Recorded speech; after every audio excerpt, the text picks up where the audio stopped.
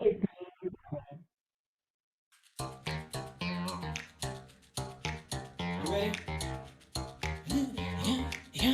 You got me running, got me running. Raise your hands up. Raise them up.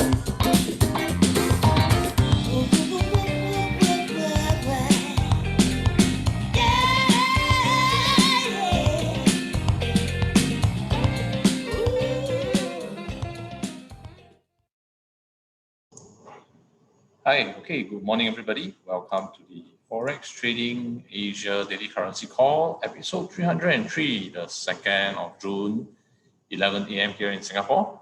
So this is the currency call where you will get market economic updates, key support, resistance levels, trade ideas, and more. So this currency call is going to be very beneficial to both the long-term investors and short-term traders. Here we'll be going through what could move prices, possible trade ideas, and also highlighting potential targets and risk. So a disclaimer here, any information shared during this session is not intended to be a trade recommendation. It is solely the opinion and views of the speaker. So please remember to do your own analysis prior to entering any trades. All right, so yesterday there was the RBA rate release and also the Opec meetings. So Kim Hong here, currency analyst at LCMS Traders, is here to share with us a summary on what was discussed. Kim Hong. All right, thank you very much, Junwei. Okay, pretty much expected. Okay, the Reserve Bank of Australia, they held interest rate unchanged at 0.1%. Okay, and they also held they also kept its quantitative easing at its current settings. Okay, however, if we look at the statement, okay.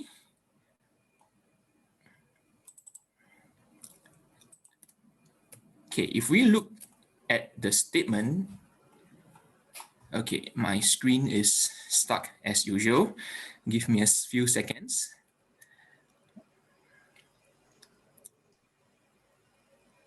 Okay, the central bank actually sounded a slight hawkish, I would say. Okay, let me wait for this. Come on, come on. Okay, great, it's back. Now, so the statement pretty much the same, all right, except for two things. First thing is they highlighted that progress in reducing unemployment has been faster than expected, okay, with the unemployment rate declining to 5.5% in April, okay? That's the first thing, okay? It means that the unemployment rate has been declining, okay, faster than what the central bank is forecasting, okay, which is a good sign. Now, a second sign, hawkish sign, is on the housing market. Okay, housing markets have strengthened further with prices rising in all major markets. Housing credit growth has picked up with strong demand from owner-occupiers, especially first home buyers. Now, this has been covered in the previous statement as well. However, now something new is this statement here.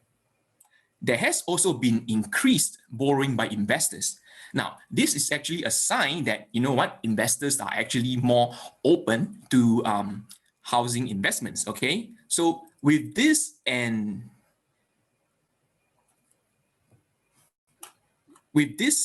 increase in borrowing by investors, okay, and the progress made in reducing unemployment rate being fast, okay, we may actually be seeing a more hawkish RBA during their next meeting, okay? So their next meeting is on 6th of July, which they actually reiterated in their statement over here that they will consider whether to retain the April bond as the target bond, so on and so forth. That means they are actually going to re-evaluate quantitative easing during their next meeting, okay? Now, if we look at the chart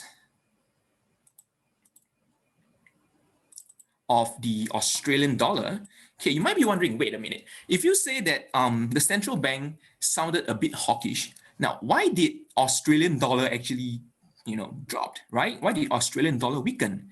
Now, this arrow pointing this candle over here is actually the first M15, the first 15 minutes candle. It actually dropped by 20 minutes before, it actually dropped by 20 pips before settling for about 13 pips or so. Now, yes, there was a slight depreciation in the Australian dollar. Okay, my take is that this is likely due to the market's expectation of the RBA giving signs. Okay, the market was actually expecting the RBA to, to give clues on tapering, to join the bandwagon with the Reserve Bank of New Zealand and the Bank of Canada, or even the Bank of England in giving possible clues on when tapering will take place, or even potential cutting of interest rates in the near future. However, they did not get this in the rate statement. Okay, so this probably explains why, okay, the initial reaction of the Australian dollar is a weakening. Okay, now if you realize that throughout the whole day it actually recovered what it lost and actually went slightly higher, and right now it's actually trading. Yeah, it's actually trading just like, the high of yesterday. So for the whole day of yesterday, it's actually just ranging around a 40 pips range. So it's actually not much of an issue over here, okay? Now, moving on to something more interesting. OPEC, yes. So yesterday there was an OPEC plus meeting, okay?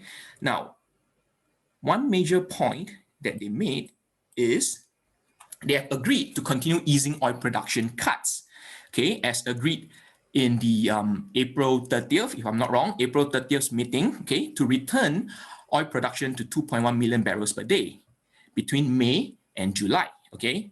Now, during his statement, okay, during his speech for the opening of the meeting, the Saudi Energy Minister, Prince Abdulaziz bin Salman, okay, he mentioned that, I quote, "Since we reached our agreement in April 2021 to return supplies in a gradual and responsible manner, the demand picture has shown clear signs of improvement." Now, he was very, very optimistic in the oil market, okay, the outlook of the oil market.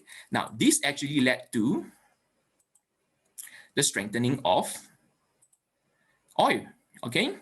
Now, let me show you the daily candle, okay, or maybe the H1 will be better.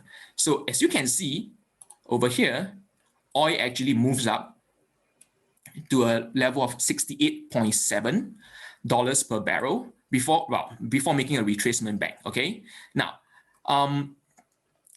just to show you guys, oil prices has already recovered way beyond the pre-pandemic level. Okay, so over here you can see that year 2020 is the COVID-19 year. And then you can see that because of the pandemic, oil prices actually plunged to like negative due to some technical issues. Okay, but however, right now, oil prices has already recovered back to above the pre-pandemic level, and it's actually trading at a level at a 2.5 year, I would say, 2.5 year high level. Okay, now there is a positive correlation between oil prices and the Canadian dollar. Now, what this means is that, excuse me, as oil prices increase, the Canadian dollar will increase as well. Okay, will appreciate, will strengthen. Okay, so that brings us over to the dollar CAD. Now, if you see that from this chart, okay, let's look at the monthly chart. It's a bit high in time frame, but yeah, it will show us a point. At the moment, okay, dollar CAD is trading at a 1, 2, 3, 4, 5, 6 year, I would say, 6 year low, okay, of a 1.206 level. Okay, now, as I mentioned earlier, the increase in oil prices will lead to a strengthening of the Canadian dollar, which is why you see that, dollar CAD has this downwards reaction towards the positive outlook made by the Saudi Energy Minister. Okay, now, however, before you go into, sell dollar CAD and things like that, note that there is upcoming data, jobs data on Friday, okay, at 2030 SGT, GMT plus 8, sorry, GMT plus 8. So I wouldn't do it right now. I wouldn't sell it right now, okay, because prices is at like a 6 year low, and with the upcoming jobs report, we might actually see a strong move in dollar CAD, because the US jobs report is due to be released as well. Okay, now if For pattern traders out there, pattern meaning like head and shoulder, double top, this sort of things, you actually see like a double top kind of thing over here, right? Oops, the line is, let me get the lines. So we can actually see a double top pattern over here, okay? And as usual, this will be the neckline, okay? Now for pattern traders out there, you will probably notice that it's not ready for a sell as of now. If you were to enter a sell right now, it's going to be like an early trade, okay? Now, if you want to link up pattern trading with fundamentals, then I would say wait for the jobs report to be released this Friday and then see how it goes, how price action moves before, okay, looking for a sell on dollar CAD. However, if the jobs report turns out to be, you know, in favor of dollar CAD, meaning the jobs report released by the US and the Canada will lead to a strengthening of dollar CAD, then this setup may not play out well, okay? Yep, so for this dollar CAD, just wait for the jobs report this Friday before taking any potential trades, okay? Yep, so for the OPEC meeting, okay, the next meeting will be held on July 1st.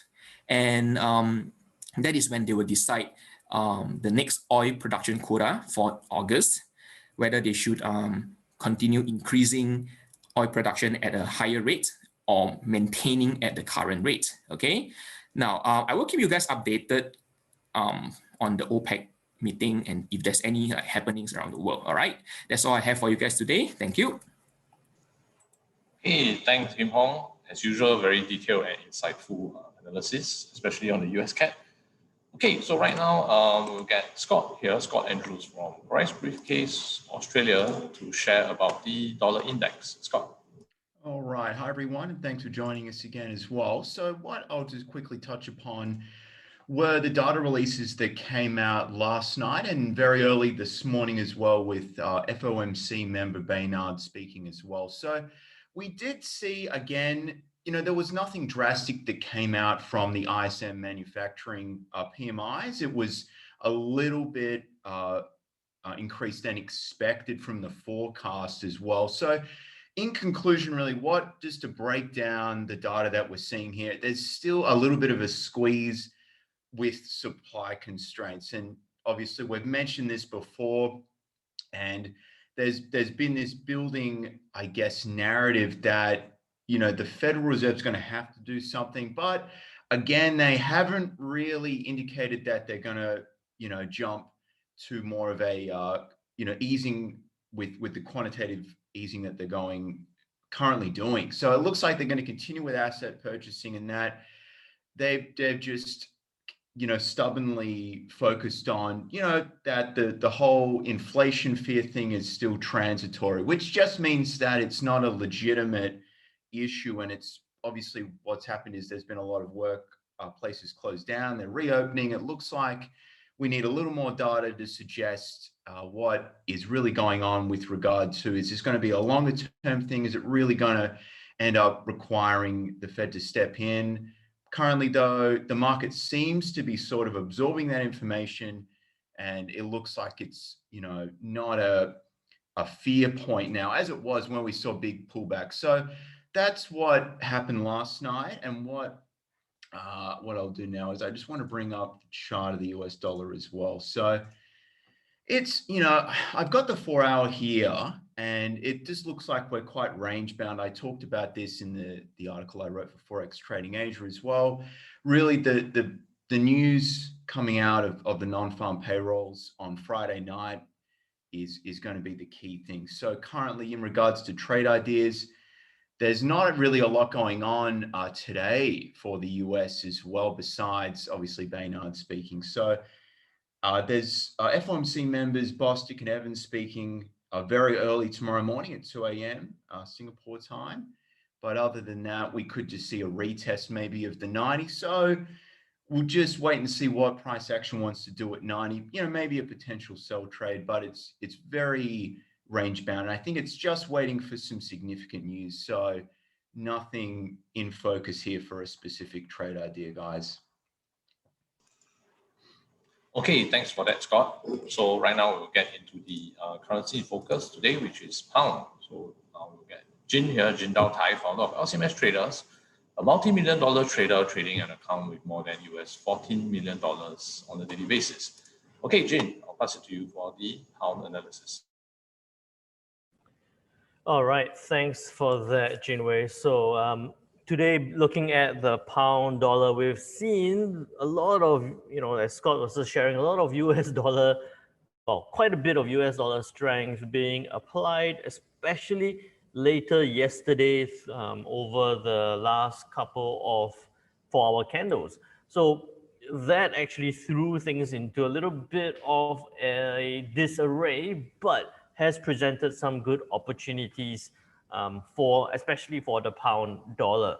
With that in mind, just as Kim Hong was talking about the RBA, just doing a quick review, we were talking about this with that red line going up. The RBA with the news release has still been supported by that 7730 level. I'm still looking to see whether it's going to head up towards the 7836. And then also for the US CAD that we spoke about on Friday, I'm really liking this pattern that I drew. I said it was going to go across, come down before bouncing back up. Looks like it went across, came down, bouncing back up a little bit, just shifted a little bit to the left. So let's pay attention to what could happen further on the US CAD. But back to the main in focus, the pound dollar. Here, looking at Forex Trading Asia, the economic calendar, what could move the pound dollar? Not a lot of news coming up, right? Just to show you, not a lot of news coming up. Today, we do have Governor Bailey speaking at 11 o'clock, but this is not going to be a policy kind of statement or policy kind of release. So I don't think this is going to move the pound dollar. On Thursday, we do have some FOMC members speaking. We have PMI numbers. So Thursday, the 3rd of June, we have PMI numbers, services PMI numbers coming from the UK was 61.8, expected to stay at 61.8. With that in mind, if it does come out at that level, we might see some movement on the pound dollar, but more likely, I think that we might see a bit of a disappointment in this scenario. So a little bit worse than a 61.8 number for services PMI coming from the UK, I think. And then after that, we have the US non-manufacturing PMI looking at a bit of an increase. And then back to Friday, construction PMI looking at an increase. That might happen there. The real estate side, the construction side in the UK has been doing very well. So we might see some good numbers coming from the construction PMI. And then the focus comes back into the US dollar non-farm payrolls. Was 226, expected 664. I think we might hopefully see some good numbers, some US dollar strength, with unemployment rate possibly going from 6.1 to a 5.9%. So to give you a little bit of a digression and a bit of an insight into why I think the pound services PMI number at 61.8 might be a disappointment, is because of what happened yesterday. So yesterday we had the pound manufacturing PMI numbers was 66.1, expected to stay at 66.1, and it came out at 65.6.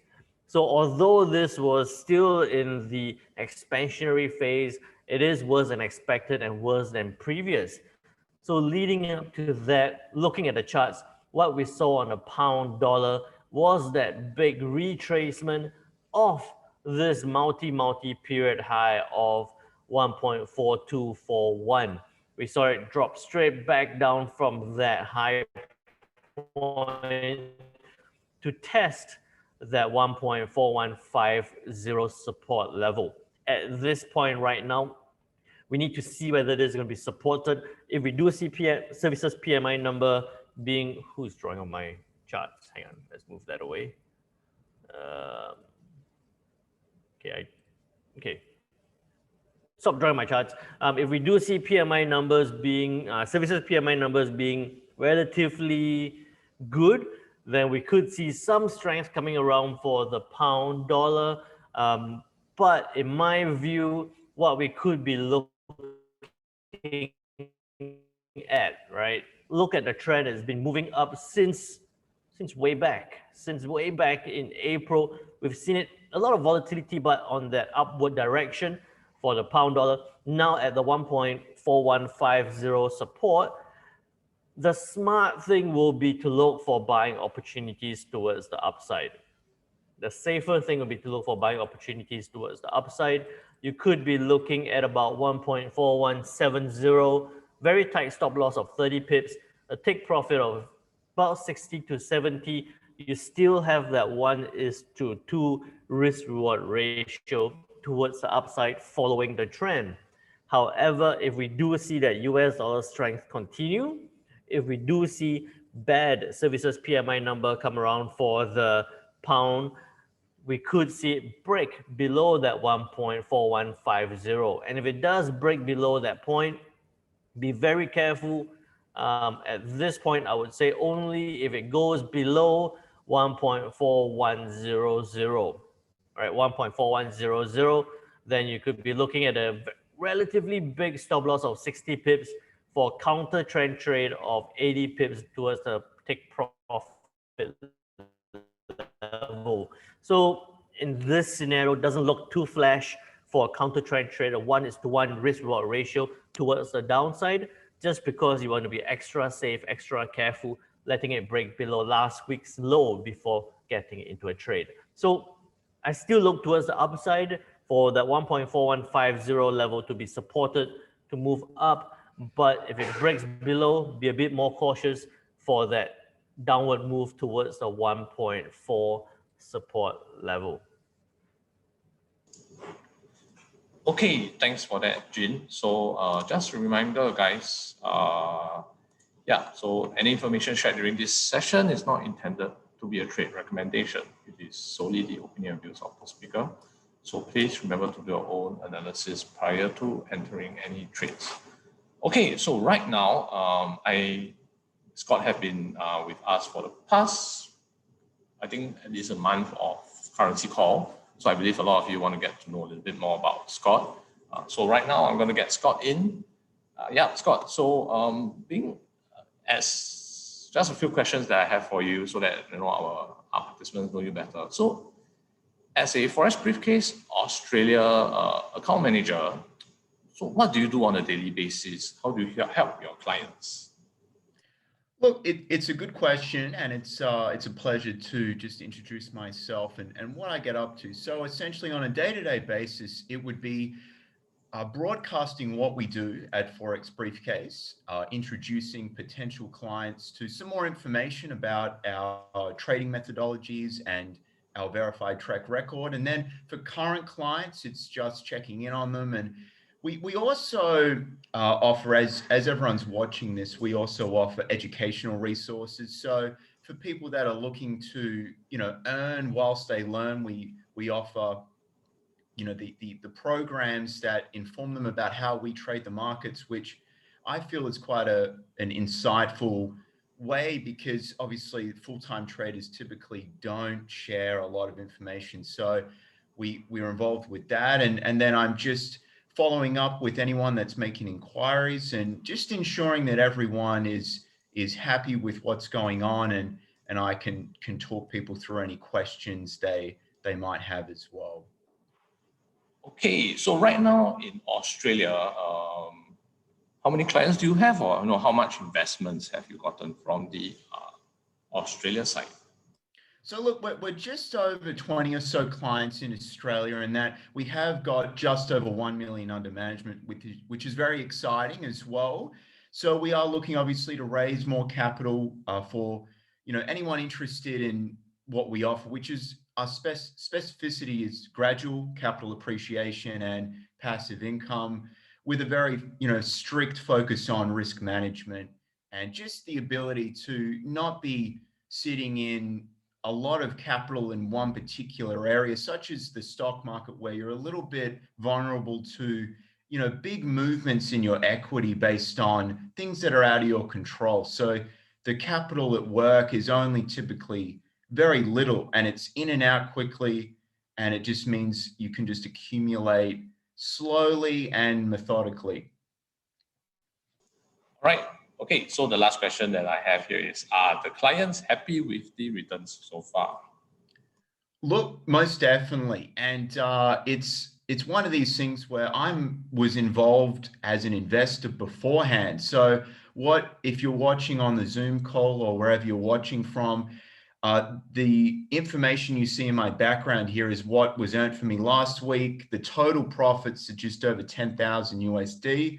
And also we're close to 14% return for the year as well so far, which is, if you actually really look into the downside that's been present, it's very good from a perspective of risk to reward. So I myself, have over 60,000 USD with Forex Briefcase, and everyone that I've dealt with is very happy. And I always make it my effort to reach out to clients and anyone that's interested to really just let them know that, what we're offering it's just a nice way to just have your money working for you. But we're not offering huge swings in equity. It's just a stable, nice way to have your money work for you.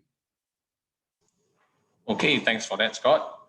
Yep, so I pasted the links in the chat, forexbriefcase.com. So if you guys are interested if you're looking for a managed account, someone to manage your trading account while you trade yourself, even though we are all traders ourselves, but why not get someone to trade for us too, have another account just to get the ROI going up. Yeah, so if you are interested in getting that, just check out the link, www.forexbriefcase.com. Okay, so we have come to the end of the session today. We'll see you guys tomorrow for the Yen and Gold currency analysis. Thank you and goodbye.